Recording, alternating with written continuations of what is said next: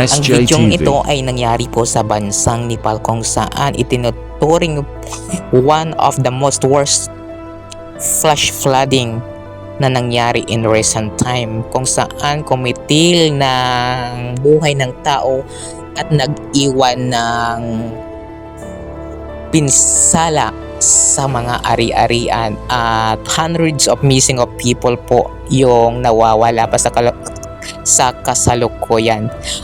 Humihingi ng saklolo ang government ng Nepal para sa pag-rescue sa mga nawawala. At alam nyo ba na itinuturing itong ng USGS na yung energy na nilabas nung dambuhalang flash flooding na yon ay katumbas ng 5.2 magnitude na lindol.